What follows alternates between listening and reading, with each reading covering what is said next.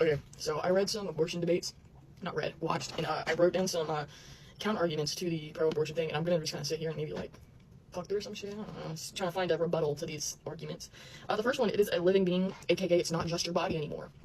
I've been doing a lot of research into this, and it's really just it depends on what your idea of living is. This is something I don't think anyone will ever truly agree on. This is such a debatable topic. I don't think science has a real answer, and I don't think religion has a real answer on what's living, what's not. I don't know. There's so many different definitions of living throughout science, throughout religion, throughout everything.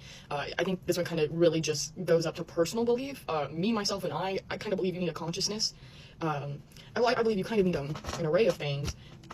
I don't know. You need like a consciousness. You need to be able to, respond to shit. You need to be able to learn. You need to be able to adapt. You need to be able to grow. And, a lot of things you can do as a fetus, but the main thing that a fetus lacks is its consciousness. And, a kind of argument to that is that, like, a newborn doesn't have a consciousness. It doesn't know it's alive.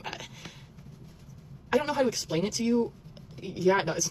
Because how is its body moving? How is its body doing all this shit? Obviously, its body knows it's alive. Its body knows it's, like, living in the real world because its body is working. If that makes sense, If you have a kind of argument to that, shout it out at me. Okay, maybe don't yell at me. I don't like when people yell at me. It makes me sad. But, yeah.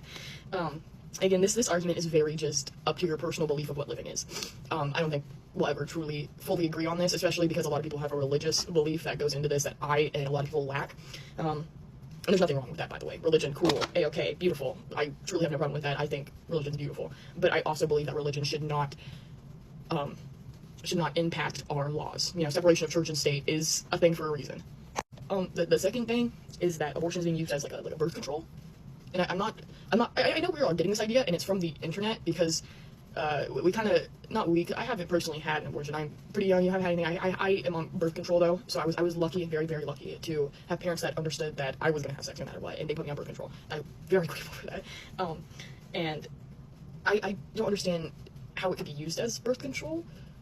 Abortions take a pretty big physical toll on your body, physical and mental. A lot of people think it doesn't take any toll mentally on you. It absolutely does. Abso-fucking-lutely does. It does. And it's just, it also, you physically just can't get an abortion that much. So I just feel like that whole thing is stupid. And also the women who are like, I get abortions five times a month, they're rage baiting you. I don't know how you can't tell that.